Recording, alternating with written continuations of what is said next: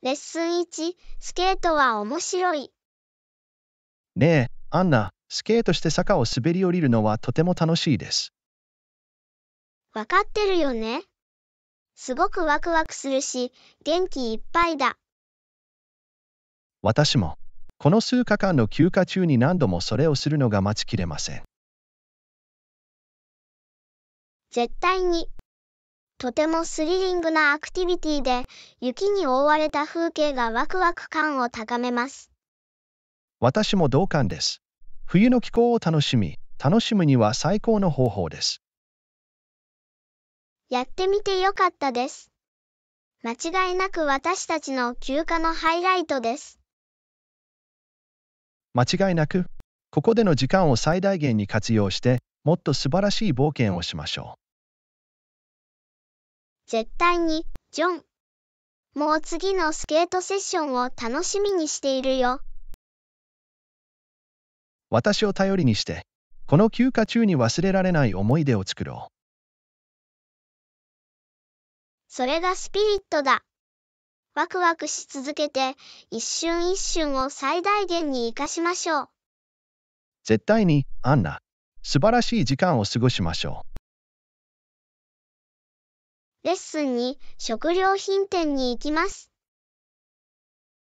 こんにちはアンナ、私は食料品店に行きます。特に必要なものはありますか？こんにちは、ジョン。はい、いくつかの必需品が不足しています。ミルクと卵を忘れないで。注意してください、アンナ。ミルクと卵は必ず取っておきます。他に何か？パンも少なくなってきています。パンを持ってきてくれませんか？もちろん、アンナ。リストにパンを一つ追加します。他に何か取るべきものはありますか？とりあえずこれで終わりです、ジョン。食料品のお手伝いをしてくれてありがとう。どういたしまして、アンナ。リストにあるものをすべて持ってすぐに戻ります。素晴らしい食事のために他の材料を準備し始めるよ。じゃあまたね、ジョン。じゃあまたね、アンナ。牛乳、卵、パンを忘れないようにするよ。レッスン3、持ち込める量に制限はありますか？アンナさん、こんにちは。旅行を計画していて、荷物の制限について聞きたかったのです。持ち込める量に制限はありますか？ジョンさん、こんにちは。通常、旅行に持ち込める荷物の量には制限があります。なるほど。制限はすべての航空会社で同じですか？それとも異なりますか？手荷物の制限は、航空会社やお持ちのチケットの種類によって異なります。では、どうすれば自分のフライトの具体的な制限を知ることができますか？通常、手荷物の制限に関する情報は、航空会社のウェブサイトまたはカスタマーサービスにお問い合わせください。それは理にかなっています。必ず航空会社のウェブサイトをチェックして、特定のフライトの制限を決定しておきます。いい考えだね。ジョン、常に情報を得て準備しておく方が良い。梱包に関する一般的な経験則はありますか？例えば、どれくらいの金額が妥当な金額と考えられますか？通常、妥当な量の手荷物には、航空会社のサイズと重量の制限に収まるスーツケースまたはバッグが含まれます。そのことを念頭に置いて荷造りします。限度額を超えて、追加料金や問題が発生することは避けたいです。効率的に梱包し、不要なアイテムを避けることは間違いなく良い習慣です。情報ありがとうございます、アンナ。制限内で荷造りをして、スムーズな旅行体験をするようにします。どういたしまして、ジョン。良い旅をして、旅を楽しんでください。レッスン4、日本の風景は素晴らしいと聞きました。アンナさん、こんにちは。休暇の計画を立てようと思っていました。日本の風景は素晴らしいと聞きました。こんにちは、ジョン。あなたは絶対に正しいです。日本はその素晴らしい風景と自然の美しさで知られています。ずっと満開の桜を見たいと思っていました。息を飲むほど美しいと聞きました。そうそう、日本の桜は本当に見応えのある光景です。景色がとても活気にあふれ、絵のように美しくなります。想像することしかできません。こんなにユニークな方法で自然の美しさを目の当たりにするのは信じられない経験に違いありません。間違いないわ。ジョン桜は幻想的な雰囲気を醸し出し、春の訪れを告げます。日本でお花見におすすめしたい場所はありますか？人気の桜の名所には、京都、東京、奈良などがあります。美しい公園や庭園があります。それは素晴らしいですね。日本への旅行を計画するときは、必ずそれらの場所を旅程に含めます。風景を探検したり、日本の文化に浸ったりするのは素晴らしい時間になると思います。本当に楽しみだよ。アンナ洞察と推奨事項を共有していただきありがとうございます。どういたしまして、ジョン。日本で忘れられない経験をして、桜の美しさを楽しんでいただければ幸いです。感謝するよ。アンナ帰ったら必ず美しい写真を何枚か撮っておきます。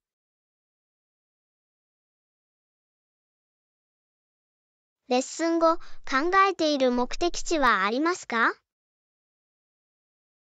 アンナさん、こんにちは。休暇のオプションを探していました。考えている目的地はありますか？こんにちは、ジョン。私もいくつかの研究をしています。予算内で利用できるオプションはいくつかあります。聞いてよかったよ。アンナを金に見合う価値のある目的地を見つけることは重要です。絶対に、ジョン。手頃な価格のビーチデスティネーションと風光明媚な山の隠れ家もいくつか見つけました。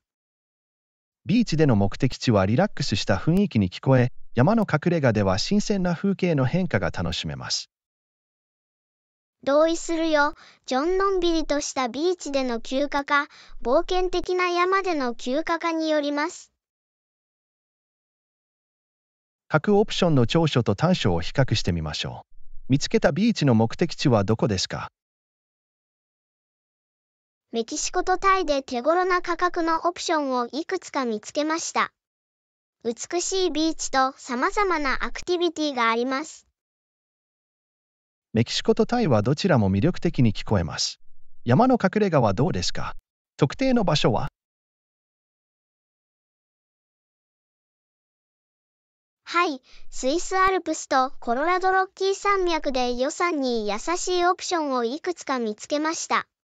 素晴らしい景色とアウトドアアドベンチャーが楽しめます。スイスアルプスとコロラドロッキー山脈では風光明媚で冒険的な体験ができます。難しい選択です。確かに、ジョン。私たちは自分の好みやどのような体験をしたいかを考えるべきです。そうだね、アンナ。少し時間をとって一緒に話し合って決めましょう。今度の休暇が楽しみだ。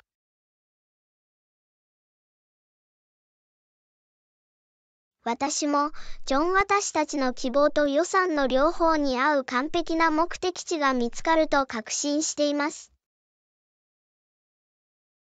同意しました、アンナ。適切なバランスを見つけることが全てです。私たちの選択肢について引き続き調査し、議論していきましょう。計画みたいだね。ジョン。あなたと一緒に素晴らしい休暇を計画するのを楽しみにしています。レッスン6、ソロアドベンチャーに行こうと思っていました。アンナさん、こんにちは。ソロアドベンチャーに行くことを考えていました。そのための計画を立てるにはどうすればいいですか？こんにちは、ジョン。ワクワクしますね。一人旅の計画を立てるには、まず目的地を調べることから始めましょう。目的地の調査は理にかなっています。リサーチ中に探すべき重要なことは何ですか？現地の文化、観光名所、安全に関するヒント、必要な旅行書類に関する情報を探してください。それは役に立ちます、アナ。目的地を確定する前に、必要な情報をすべて集めておきます。素晴らしい、ジョン。目的地を選んだら、旅行の詳細な旅程を作成できます。どうやって旅程を組めばいいの？具体的に従うべき手順はありますか？まず、目的地で必ず訪れるべき場所とアクティビティを特定します。次に、各アトラクションに時間を割り当て、毎日のスケジュールを計画します。なるほど。だから、一番興味のある場所やアクティビティを優先すべきだ。まさに、ジョン。柔軟な旅程を作成すれば、一人旅を最大限に楽しむことができます。一人旅を計画する際に考慮すべき他の重要な点はありますか？はい、旅行の宿泊オプション、交通機関、予算について考えることは重要です。宿泊、交通機関、予算、わかりました。それに応じて計画を立て、資源を配分するようにします。それは賢いアプローチだ。ジョン。事前に計画を立てておけば、スムーズで楽しいソロアドベンチャーができます。アンナ、指導ありがとうございます。一人旅の計画に自信が持てるようになりました。どういたしまして、ジョン。一人旅で素晴らしい時間を過ごし、忘れられない思い出を作ること間違いなしです。アンナ、あなたのサポートに感謝します。この新しい冒険に乗り出すのが待ちきれません。教訓7時1分間した運動習慣を確立しようとしてきた。アンナさん、こんにちは。一貫したエクササイズルーチンを確立しようとしています。エクササイズルーチンはどのようなものですか？ジョンさん、こんにちは。運動を優先しているのは素晴らしいことです。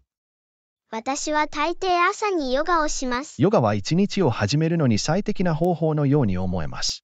ヨガを練習してどんなメリットがありましたか？ヨガは柔軟性を高め、筋力を高め、ストレスを軽減するのに役立ちます。また、私の全体的な健康状態も高めます。それらは素晴らしい利点です、アンナ。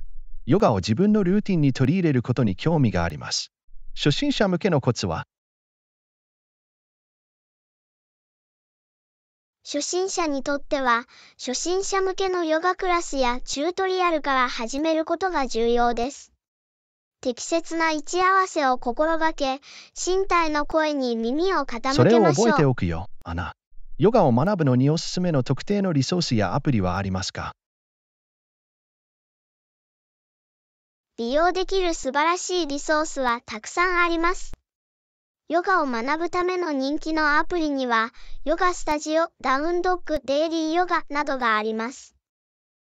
それらのアプリをチェックするよ、アンナ。他に好きなエクササイズやアクティビティはありますか？ヨガ以外にも、公園で散歩やジョギングをしたり、家で筋力トレーニングをしたりするのも好きです。ウォーキング、ジョギング、筋力トレーニングを取り入れることは、バランスの取れたルーチンのように思えます。それらも追加することを検討します。いい考えだね。ジョン。ワークアウトを面白く保ち、様々な筋肉群をターゲットにするために、様々なアクティビティを用意しておくと良いでしょう。アンナ、あなたの洞察に感謝します。今は一貫したエクササイズルーチンを確立したいと思っています。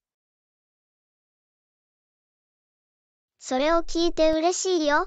ジョン、徐々に始めて、自分の体の声に耳を傾けることを忘れないでください。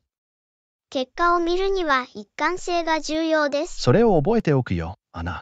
エクササイズルーチンを共有し、ガイダンスを提供していただきありがとうございます。より健康的なライフスタイルを実現しましょう。レッスン9、スムージーを作ろうと思っています。アンナさん、こんにちは。スムージーを作ろうと思っています。パイナップル、マンゴー、バナナ、ココナッツミルクを使うことをお勧めしますか？こんにちは、ジョン。その組み合わせは美味しそうです。パイナップル、マンゴー、バナナ、ココナッツミルクは爽やかでトロピカルなスムージーになります。そう思ってくれて嬉しいよ、アンナ。材料や甘み料を追加すべきですか？搾りたてのライムジュースを絞ってピリッとした味わいにしたり、甘い味がお好みの場合は蜂蜜を少し加えたりできます。ライムジュースとハニー、わかった。スムージーには必ず入れておくよ。完璧に聞こえるよ。ジョン、滑らかでクリーミーになるまで、すべてを混ぜることを忘れないでください。間違いない、アナ。滑らかでクリーミーなコンシステンシーになるまでブレンドします。他に何かコツは？アイスキューブを少し加えると、スムージーを冷やして爽やかにすることもできます。アナ、私が目指しているのは冷やしてリフレッシュすることです。そのためにアイスキューブをいくつか加えよう。素晴らしい、ジョン。君のスムージーはきっと素晴らしいものになるよ。お楽しみください。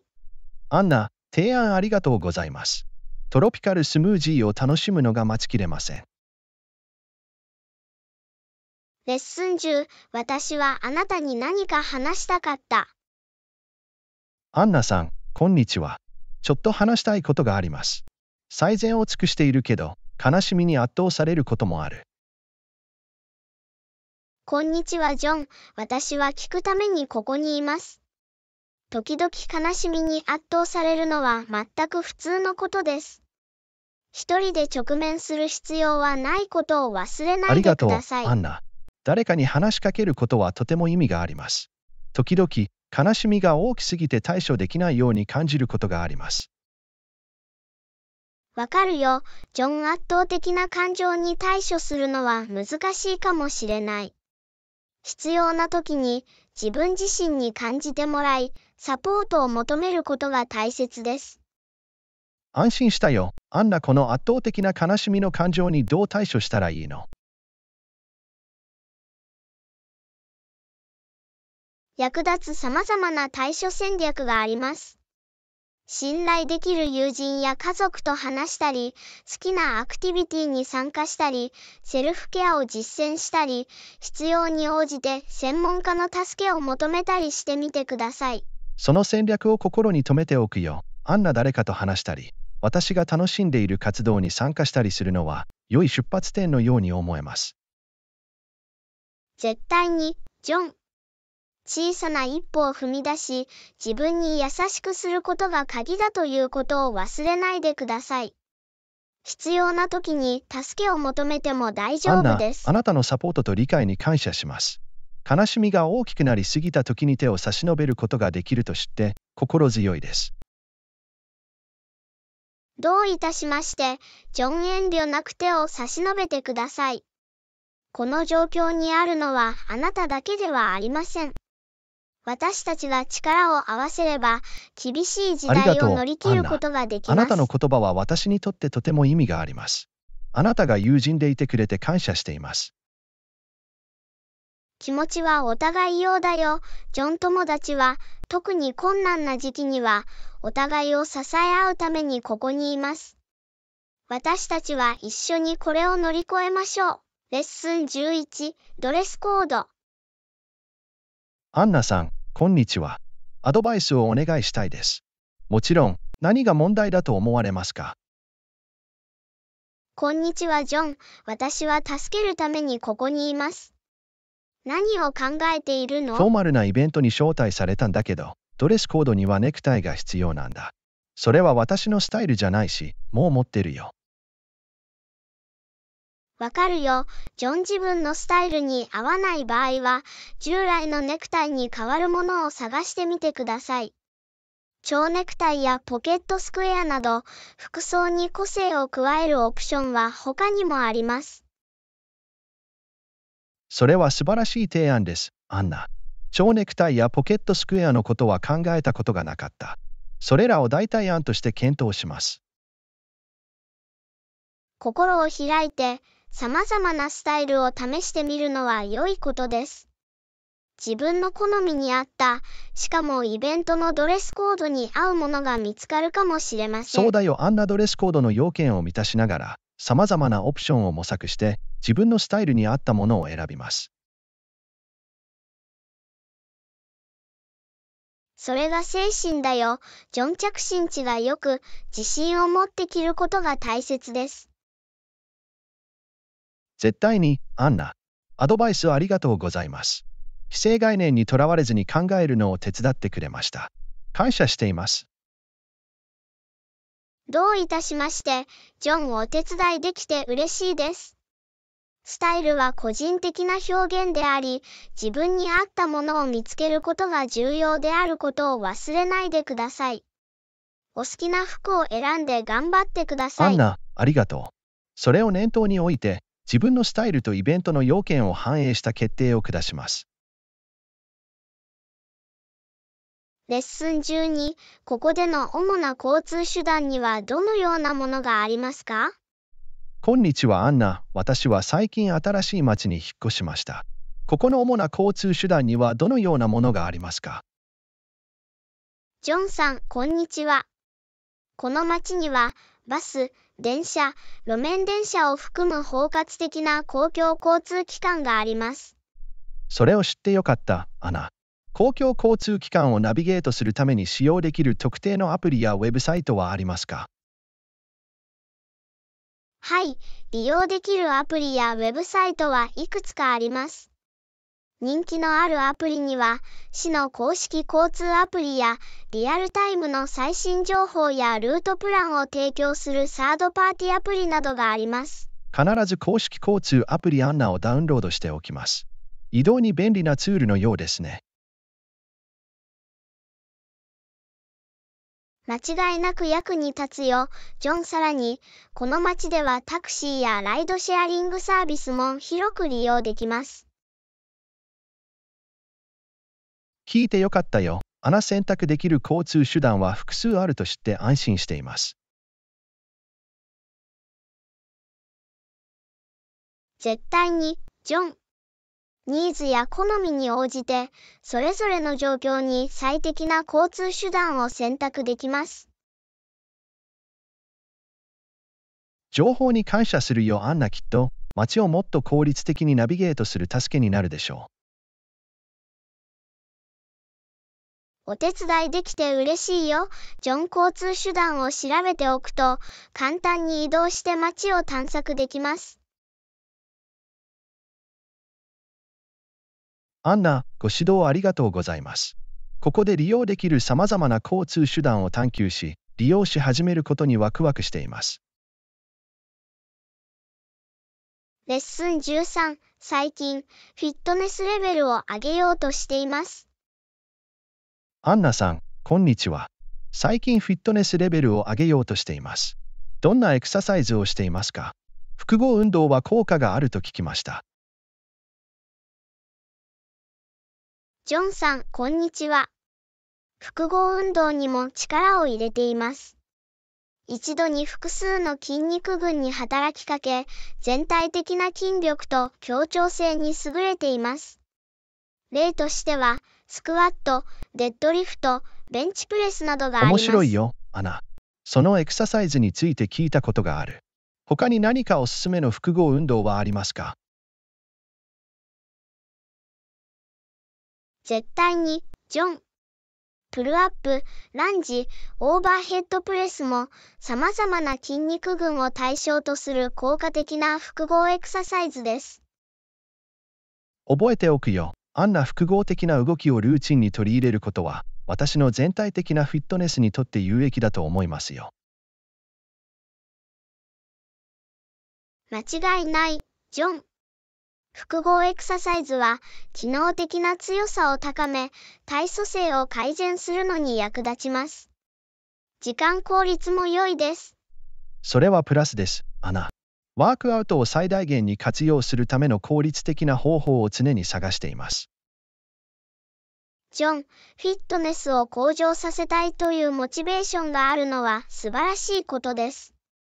体の声に耳を傾け、適切なフォームから始めて、徐々に強度を上げることを忘れないでください。正しいフォームを優先して、徐々にワークアウトを進めていくつもりです。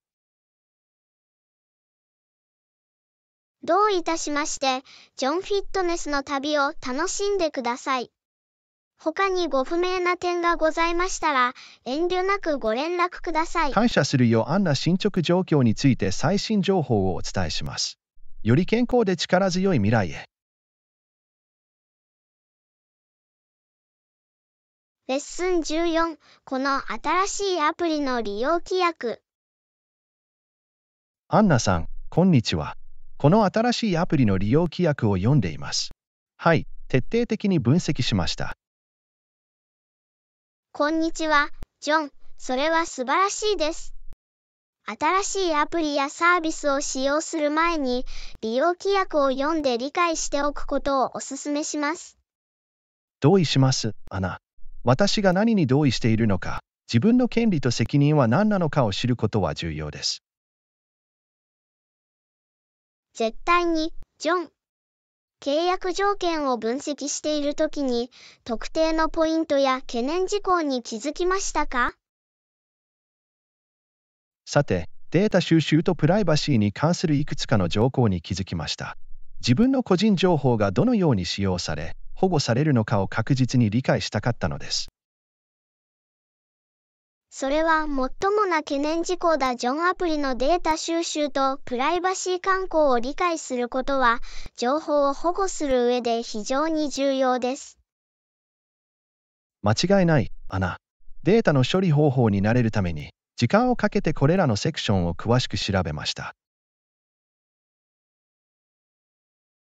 プライバシーの保護に積極的に取り組んでくれて嬉しいよ、ジョン。さらに質問や疑問がある場合は、いつでもアプリのサポートチームに連絡して説明を求めることができます。いい提案だね。アンナ。他に疑問が生じた場合は、そのことを心に留めておきます。想定するよりは、知らされた方が良い。絶対に、ジョン。情報を得ることはユーザーとしての力になります。時間を割いて利用規約を徹底的に分析してくれて嬉しいです。ありがとう、アンナ。特に個人データに関しては、情報に基づいた意思決定を行うことが私にとって重要です。皆さんのご支援に感謝します。どういたしまして、ジョン。私はあなたをサポートするためにここにいます。さらにサポートが必要な場合や、さらに質問がある場合は、遠慮なく質問してください。そうするよ、アンナ。あなたの指導とサポートは私にとって大きな意味があります。改めて、ご協力いただきありがとうございます。レッスン15、新しいアパートを探していました。アンナさん、こんにちは。新しいアパートを探しています。はい、今週末にいくつか内覧会の予定を立てました。うまくいけば、好きなものが見つかると思います。こんにちは、ジョン。それは素晴らしいです。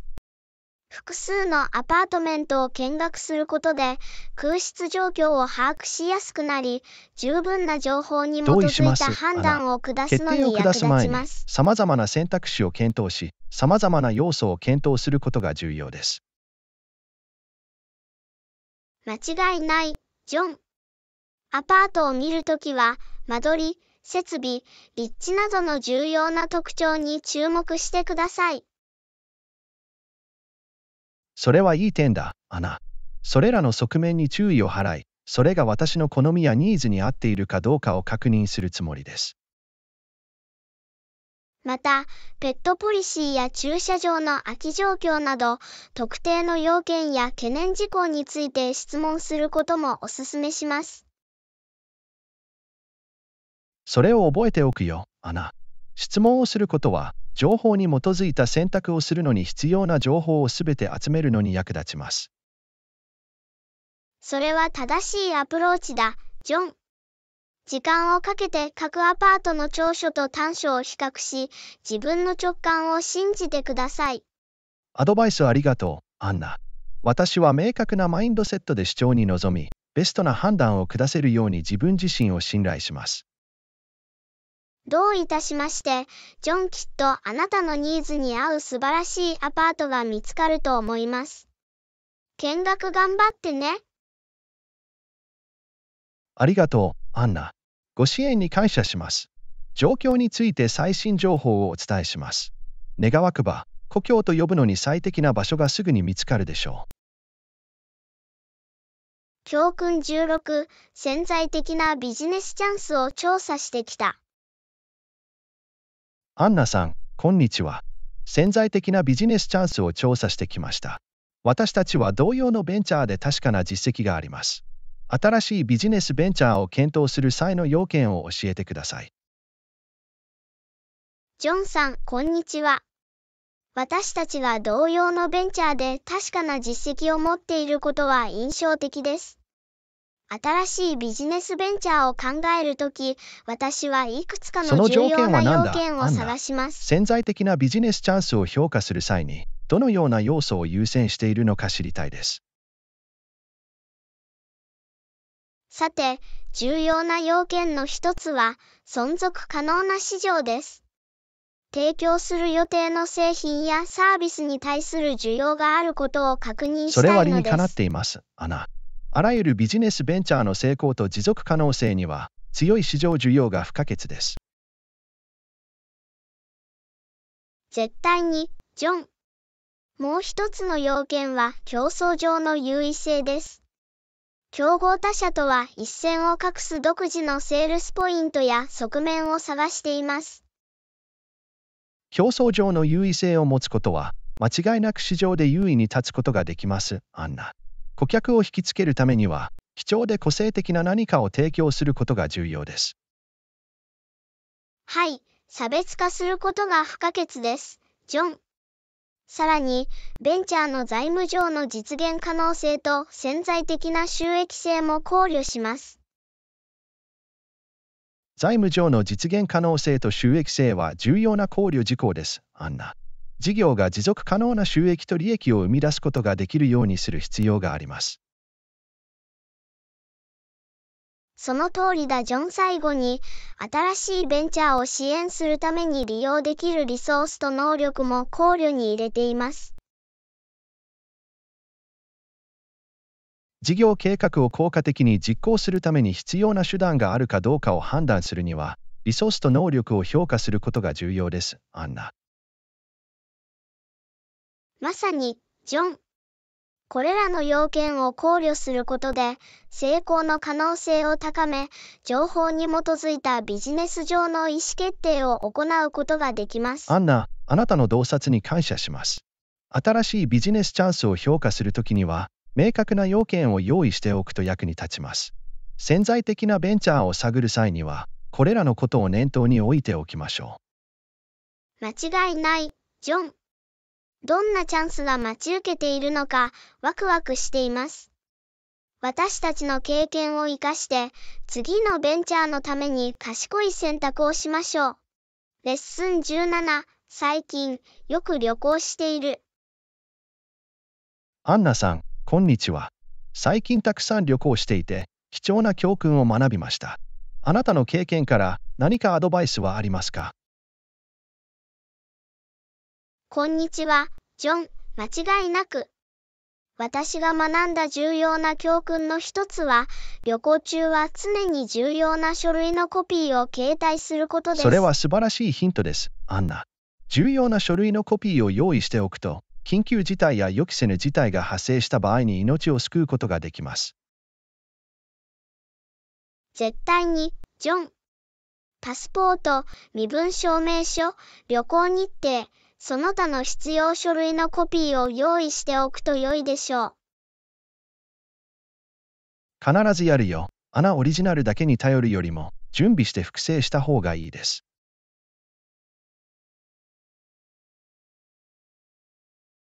もう一つの便利なヒントは、重要な文書のデジタルコピーを携帯電話または安全なクラウドストレージサービスに保存することです。それは賢いアプローチだよ。デジタルコピーを保存することで、バックアップとアクセシビリティをさらに強化できます。はい、ジョン。紛失や盗難にあった場合、デジタルコピーを用意しておくと、必要な情報に素早くアクセスして事件を報告するのに役立ちます。アドバイスに感謝します、アナ。スムーズで手間のかからない旅行ができるように、積極的に行動し、予防策を講じることが重要です。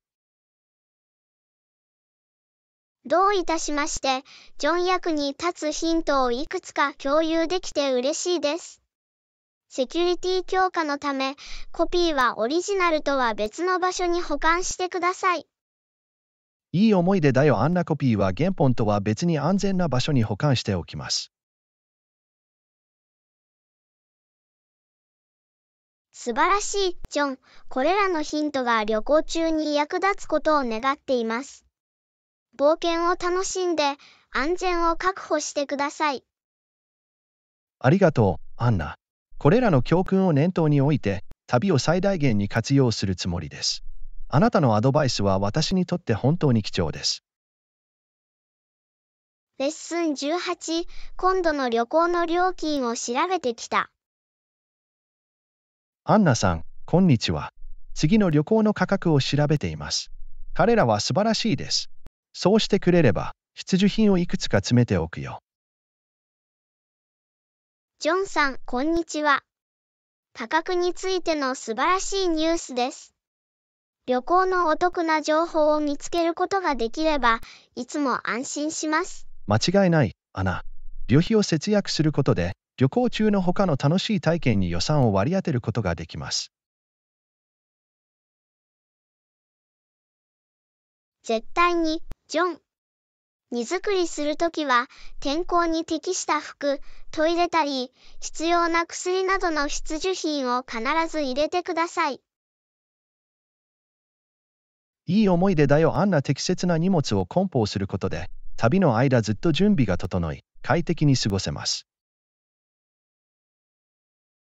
さらに、電子機器とその充電器、および必要なトラベルアダプターを忘れずに梱包してください。そうだね、アンナ。電子機器を充電してすぐに使用できる状態にしておくことは重要です。ナビゲーションや通信に電子機器に頼っている場合は特にそうです。まさに、ジョン。バンドエイドや鎮痛剤などの基本的な医療用品を小さな救急箱に詰めておくのもいい考えです。リストに追加するよ。救急箱があると、軽症や健康上の問題が発生した場合に安心できます。最後に、パスポート、ビザ、旅行保険情報など、必要な旅行書類を忘れずに梱包してください。絶対に、アンナ。旅行書類は必須です。出発前に再確認する必要があります。素晴らしい、すべてが揃ったので、旅行を楽しみ、心に残る思い出を作ることに集中できます。思い出させてくれてありがとう、アンナ。スムーズで楽しい旅ができるように、必要なものは全部用意しておきます。一緒に素晴らしい旅をしましょう。どういたしまして、ジョン、私たちの旅にもワクワクしています。それを最大限に活用して、素晴らしい時間を過ごしましょう。教訓19、期限を延長すべきだと思う。アンナさん、こんにちは。仕事の量を考えると、締め切りを延長すべきだと思います。ジョンさん、こんにちは。同感です。完了しなければならない作業量が多いため、期限を延長することで質の高い成果を上げることができ間違いない、ます。アナ。非現実的な期限に間に合わせるためには、急ぐよりも品質を優先することが重要です。絶対に、ジョン。期限を延長することで、綿密な計画、実行、レビューにより多くの時間を割くことができます。それは賢明なアプローチだよ。必要な時間をかけて、私たちの仕事が十分に考え抜かれ、望ましい基準を満たしていることを確認した方がいいでしょう。さらに、期限を延長することで、発生する可能性のある予期しない課題や修正に柔軟に対応できるようになります。そうだね、アンナ。プロジェクトに影響する不測の事態に対処するために、ある程度の余裕があることは常に良いことです。さらに、期限を延長することで、健康的なワークライフバランスを維持し、過度のストレスや燃え尽き症候群を防ぐことができます。それは重要な考慮事項だよ。健康を大切にし、持続可能なペースを維持することは、長期的な生産性にとって極めて重要です。絶対に、ジョン。自分の面倒を見ながら素晴らしい結果を出せるようなバランスを見つけることが不可欠です。締め切りを延長する可能性については、プロジェクト関係者のアンナと話し合います。追加時間の必要性を彼らは理解してくれると思います。いい計画だね。ジョン。期限延長について利害関係者と話し合う際には、オープンなコミュニケーションと透明性が鍵となります。アンナ、ご意見ありがとうございます。あなたの視点と洞察は、情報に基づいた意思決定を行う上で貴重です。最善の結果を達成するために一緒に働きましょう。どういたしまして、ジョン。貢献できてよかった。私たちの共同の努力によって、私たちは素晴らしい成果を上げることができると確信しています。仕事に取り掛かりましょう。レッスン20、今度の旅行のための交通手段を検討している。アンナさん、こんにちは。次の旅行の交通手段を検討しています。私は公共交通機関の方が好きです。ここのバスシステムは信頼できる。ジョンさん、こんにちは。公共交通機関は便利な選択です。ここのバスシステムは一般的に信頼できますが、浮き沈みもあります。なるほど、アナ。バスシステムの信頼性について詳しく教えていただけますか？考慮すべき特定の要素はありますか？ジョン。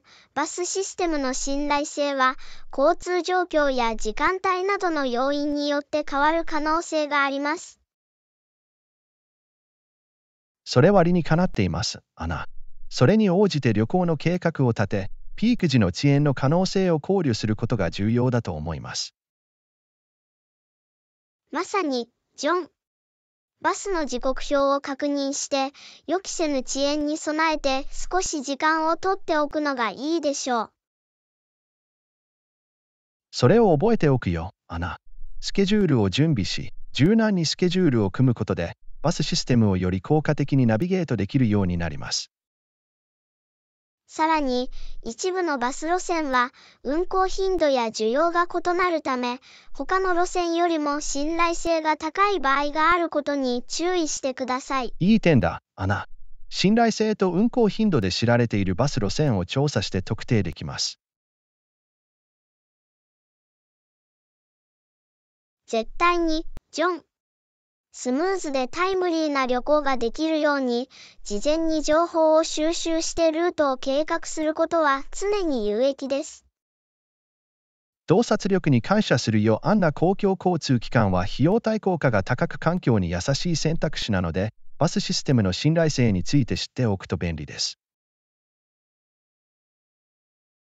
どういたしまして、ジョン。情報を提供できてよかった。利用可能な公共交通機関を最大限に活用して旅行を楽しみましょう。同意しました、アンナ。公共交通機関を利用することで、より没入感のある持続可能な旅行体験ができます。冒険を楽しみましょう。教訓21、次の週末の計画について考えていました。アンナさん、こんにちは。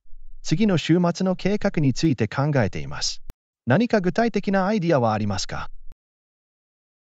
ジョンさん、こんにちは。近くのハイキングコースを探索しようと思っていました。自然を楽しんだり、運動したりするのに最適な方法かもしれません。それは素晴らしいですね、アナ。私はハイキングが好きで、屋外で過ごすには爽快な方法です。どのトレイルを検討していましたか？カスケードパスというトレイルについて聞いたことがあります。美しい景色と適度な難易度で知られています。私たちにはぴったりだと思いますよ。完璧に聞こえるよ、アナ。適度な難易度なら楽しいだろうし、時間をかけて周囲を鑑賞することもできる。トレイルの長さはどれくらいか知っていますか？はい、カスケードパスの長さは約5マイルなので、日帰りハイキングには扱いやすい距離です。素晴らしい。水、おやつ、日焼け止めは必ず用意しておきます。ハイキングに持っていくべきものは他にありますか？救急箱、地図やトレイルガイド、緊急時に備えて完全に充電された携帯電話などの必需品が入った小さなバックパックを用意しておくことをお勧めします。いい考えだ、アナ。ハイキングに行くときは安全と準備が大切です。出かける前に必ずそれらのアイテムを集めておきます。素晴らしい。また、近い時期に天気予報をチェックして、適切な服装と必要な追加レイヤーを用意することもできます。それはいい点だ、アナ。気象条件を把握しておくと、ハイキング中ずっと快適に過ごせます。ハイキングのアイデアに賛同してくれて嬉しいよ。ジョン、楽しくて元気の出る週末の過ごし方になると思うよ。絶対に、アンナ。自然を探索してハイキングに挑戦するのは、完璧な週末プランのように思えます。楽しみです。私も、ジョン思い出に残るハイキングアドベンチャーにしましょう。あなたと一緒にトレイルに出られることにワクワクしています。レッスン22、梱包について何かアドバイスはありますか？アンナさん、こんにちは。次の旅行を計画しています。荷造りについて何かアドバイスはありますか？ジョンさん、こんにちは。私の一番のおすすめは、荷物を軽くすることです。より少ない手荷物で旅行することで、私たちの旅はより便利で楽しいものになります。荷物を軽くすることで、重い荷物を運ぶ手間を省き、旅行中の柔軟性を高めることができます。絶対に、ジョン。もう一つのコツは、重ね着できる服を持参することです。こうすることで、天候や気温の変化に合わせて服装を調整できます。重ね着割りにかなっています、アンナ。これにより、詰め込みすぎることなく、様々な気候や環境に適応できる柔軟性が得られます。まさに、ジョン。また、特に水や予期せぬ雨が降るようなアクティビティでは、速乾性のある服を持参すると便利です。いい点だ、アナ。旅行中に洗濯したり乾燥させたりする必要がある場合、速乾性の服は命の恩人になります。時間を節約でき、快適に過ごせます。さらに、組み合わせて様々な衣装を作ることができる多用途のアイテムを検討してください。これにより、限られたワードローブを最大限に活用できます。それは賢いアプローチだよ。アンナ。様々な服の選択肢があると、余分なアイテムを詰め込むことなく様々なルックスを作ることができます。快適な靴、トイレタリー、必要な薬などの必需品を忘れずに用意してください。これらのアイテムは私たちの旅行体験を大幅に向上させることができます。絶対に、アンナ。歩き回るには履き心地の良い靴が欠かせません。必要な洗面用品や医薬品を用意しておけば、必要なものが確実に手に入ります。最後に、訪問先の特定のドレスコードや文化的規範を確認することを忘れないでください。これにより、適切な荷造りが可能になります。良いリマインダー、アナ。現地の習慣を尊重し、服装規定を守ることは、文化的な感受性を示し、私たちが溶け込むのに役立ちます。ジョン、これらの推奨事項がお役に立てて嬉しいです。荷物を軽くてスマートにすることで、旅行がより快適でストレスのないものになります。ありがとう、アンナ。あなたの提案は、私たちの旅行の荷造り方法に間違いなく違いをもたらします。荷物を軽くして、思いっきり冒険を楽しみましょう。レッスン23、海岸沿いの町に行くことを考えている。ねえ、アンナ、旅行に行こうと思ってたんだ。ワクワクしそうだね。どこに行こうと思ってるの？ジョンさん、こんにちは。海岸沿いの町を訪れることを考えています。美しいビーチがあると聞きました。すごいですね、アンナ。海岸沿いの町では、リラックスして絵のように美しい休暇を過ごせることがよくあります。具体的にどの町を思い浮かべますか？シーサイドコーブという町に行きたいと思っています。魅力的な雰囲気、風光明媚な海岸線、活気に満ちた地元の文化で知られています。シーサイドコーブは完璧な目的地のようですね、アナ。素晴らしい話も聞いたよ。いつ行く予定なの？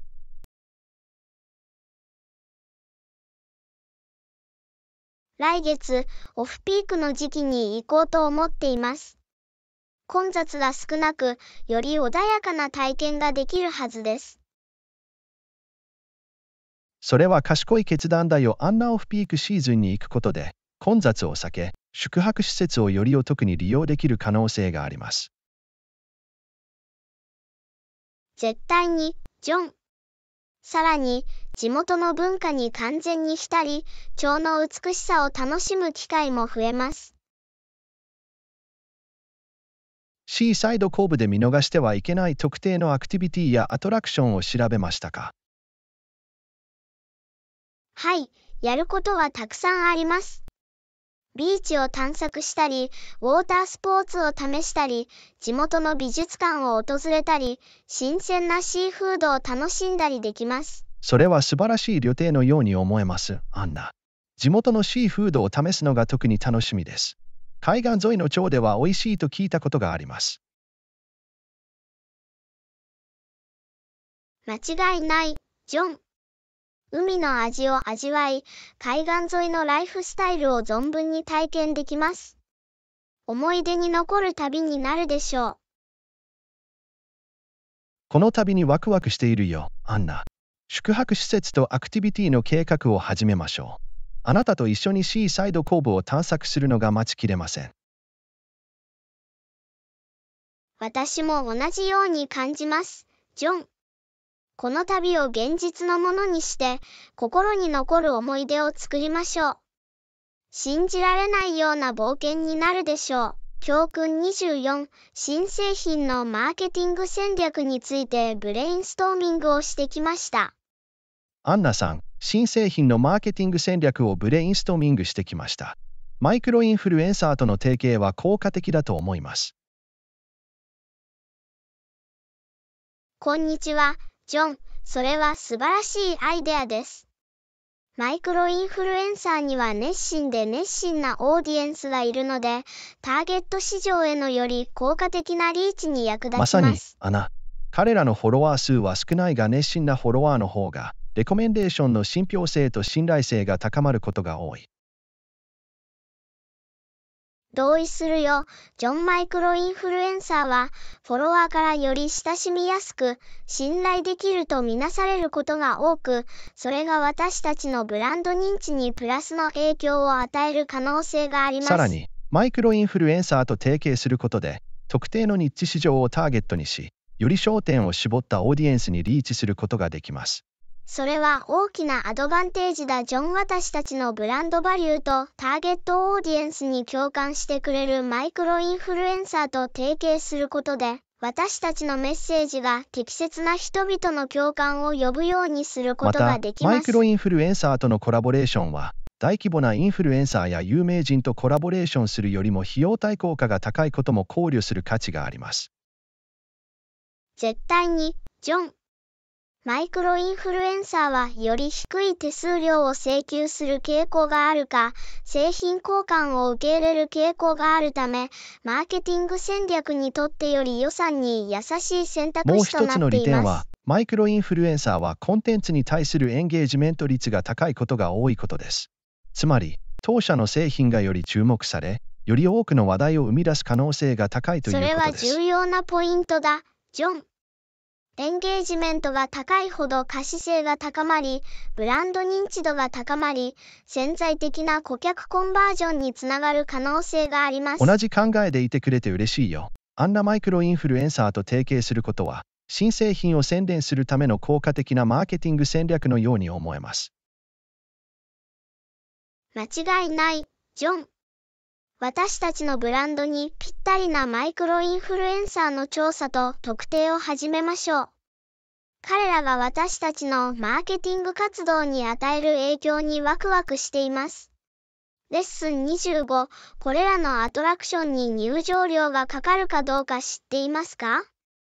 ねえ、アンナ、旅行中に行きたいアトラクションを調べてきました。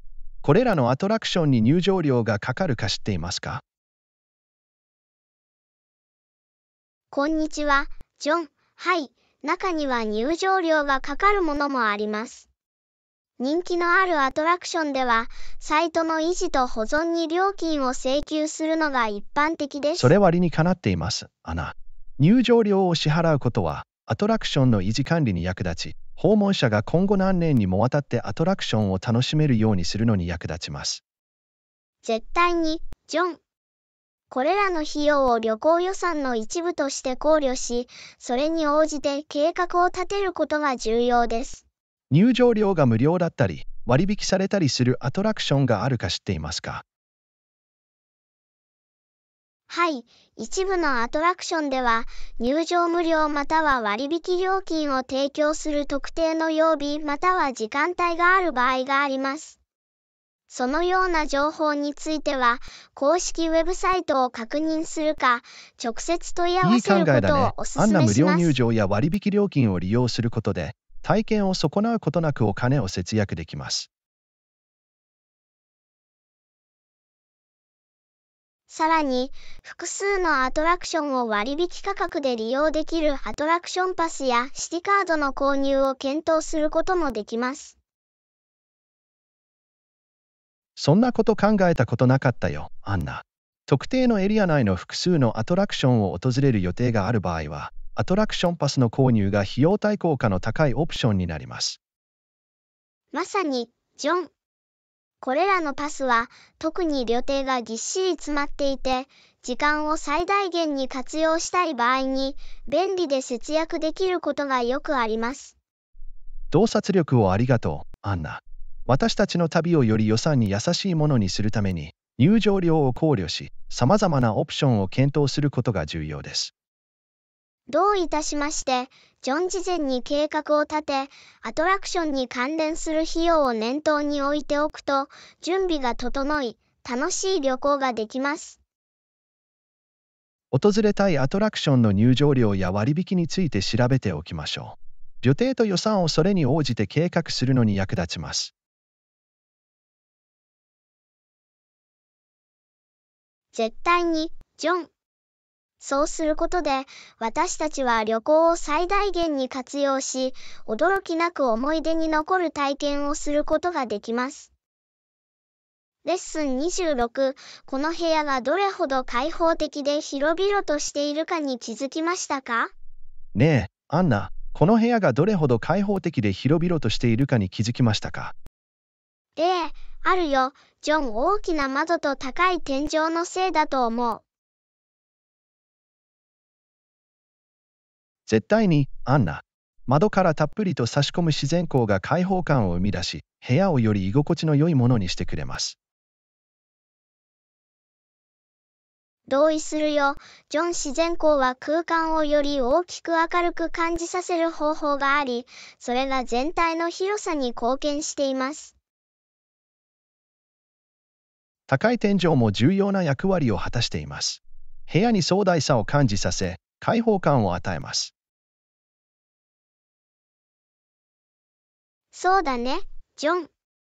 天井が高くなると目が上向きになり、部屋がより広く感じられ、全体的な開放感が増します。私はいつもこれらの建築的特徴を備えた部屋を高く評価してきました。それらは空間の感じ方に大きな違いをもたらし、全体的な雰囲気を高めることができます。私も同じように感じます、ジョン。これらのデザイン要素は部屋を一変させ、より楽しい時間を過ごせる場所にしてくれます。自然光、大きな窓、高い天井の組み合わせが、こんなに快適で広々とした雰囲気を作り出すのは興味深いことです。間違いない、ジョン。これは考え抜かれたデザインの選択が私たちが空間をどのように認識し体験するかということにどれほど影響するかを証明しています。このような要素があるからこそ、とても開放的で広々とした感じがします。リラックスしてくつろぐには本当に素晴らしい場所です。レッスン27、後で食料品の買い物に行く。こんにちは、アンナ。後で食料品の買い物に行きます。特に必要なものはありますか？こんにちは、ジョン。はい、いくつかのアイテムが不足しています。リストを作ってあげよう。よし、わかった。リストに載っているものを全部揃えるようにするよ。ありがとう、ジョン。リストは卵、牛乳、パン、そして新鮮な果物と野菜です。注意してください、アンナ。それらのアイテムは必ず取りに行きます。素晴らしい。ああ、鶏の強肉も忘れないでね。わかった、アナ。リストに鶏の強肉を追加するよ。戻ってきた時に食料品を運ぶのに助けが必要ですか？それは役に立つだろう、アナ。玄関で迎えに行けるように、行くときは知らせておくよ。いいですね、ジョン。荷物の運搬を手伝う用意はできているよ。ありがとう、アンナ。ご協力に感謝します。すぐにお会いしましょう。楽しみにしてるジョン。安全な買い物。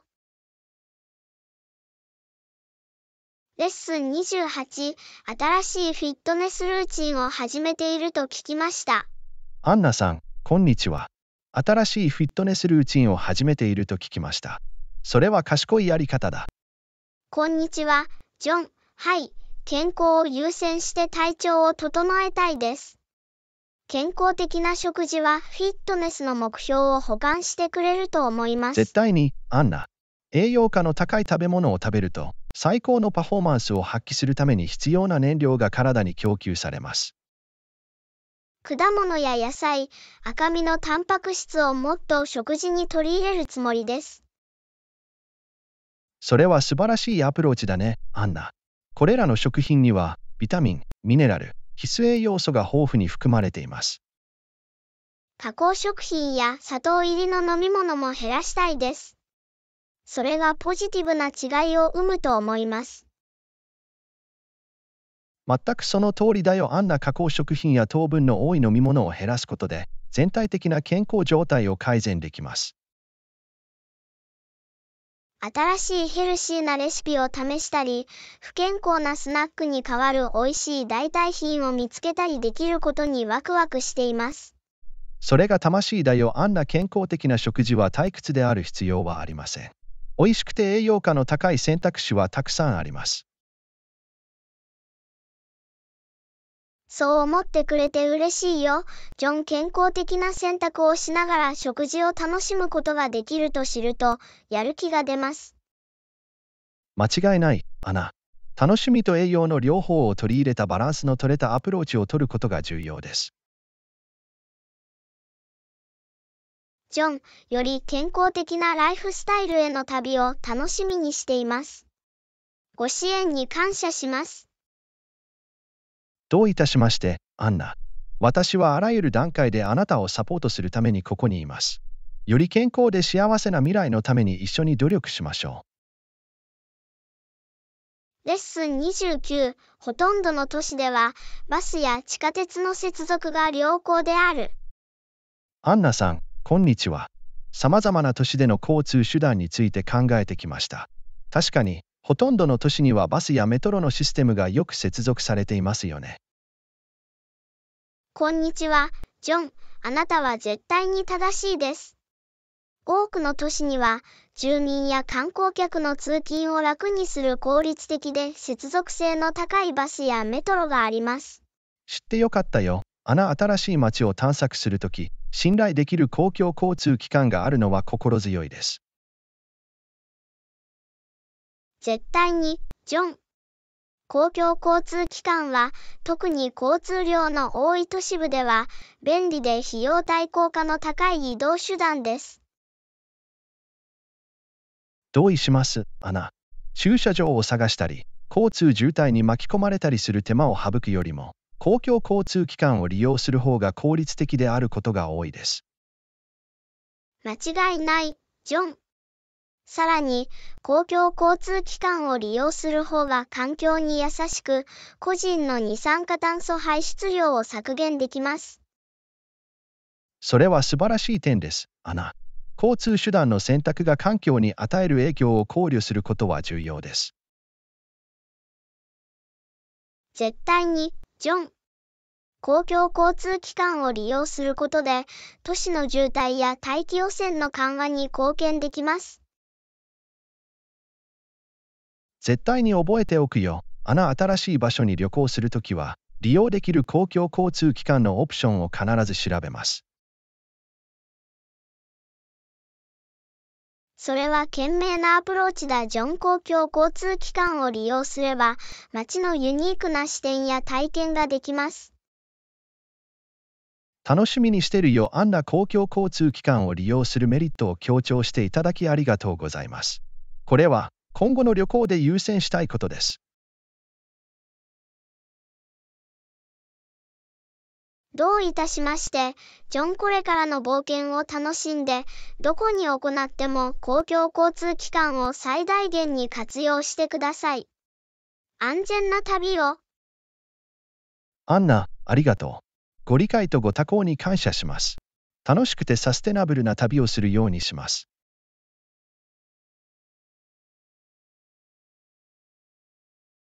第30課。あなたは趣味で絵を描き始めたと聞きました。アンナさん、こんにちは。趣味で絵を描くようになったそうですね。それは魅力的に聞こえるね。ジョンさん、こんにちは。最近絵を描き始めたんですが、絵を描くことは私にとって素晴らしい創作の手段でした。それは素晴らしいです、アナ。自分の芸術的側面を探求することは、充実した楽しい経験になるかもしれません。本当にそうだ、ジョン。食や筆致で自分を表現するのは、心を落ち着かせ、癒しを与えてくれます。理由はわかるよ。アンナ絵を描くことで想像力を解き放ち、ユニークなものを作ることができます。まさに、ジョン。真っ白なキャンバスが美しい芸術作品に変わるなんて驚きだ。私はこれまで絵を描いたことはありませんが、あなたの経験を聞いて、自分の芸術の旅を始めることを考えさせられます。それが聞けて嬉しいよ。ジョン。絵を描くことは、リラックスしたり、ストレスを解消したり、新しい才能を発見したりするのに最適な方法です。いつものルーティンからの爽快な変化になると思います。近いうちにやってみるかもしれない。そうすることを勧めます、ジョン。どんな隠れた才能を発見できるかは決してわかりません。励ましに感謝します、アンナ。まず必要な材料を集めて絵を描いてみます。それが精神だよ。ジョン。プロセスを楽しんで、創造性を発揮させてください。あなたの作品を見るのが楽しみです。ありがとう、アンナ。この新しい趣味を探求し、私の芸術の旅を皆さんと共有できることを楽しみにしています。レッスン8、ビザを申請中です。アンナさん、こんにちは。ビザを申請中です。申請状況を確認するにはどうすればいいですか？ジョンさん、こんにちは。申請状況を確認するには、オンラインにアクセスするか、申請した大使館または領事館に連絡してください。オンラインにすると便利そうですね。申請状況を確認するにはどのウェブサイトやプラットフォームを使うべきですか？大使館または領事館のウェブサイトには通常、申請状況を追跡できる専用セクションがあります。ビザサービスまたは申請追跡ページを探してください。それは理にかなっています、アナ。大使館か領事館のウェブサイトに行って、申請追跡セクションを探します。いい計画だね。ジョン。追跡セクションを見つけたら、状況を確認するために申請照会番号やその他の詳細情報を入力する必要がある場合があります。アンナ、申請番号は必ず手元に用意しておきます。他に状況を確認する方法はありますか？ご希望の場合は、大使館または領事館に直接連絡することもできます。彼らはあなたに最も正確で最新の情報を提供することができます。それを覚えておくよ、アナ。申請状況を確認する方法が複数あることを知っておくと便利です。絶対に、ジョン。申請の進捗状況を常に把握しておくのは良い考えです。アンナ、指導ありがとうございます。あなたの提案に従い、ビザ申請の進捗状況を把握しておきます。どういたしまして、ジョン。あなたの申請がスムーズに進むことを願っています。幸運を祈ります。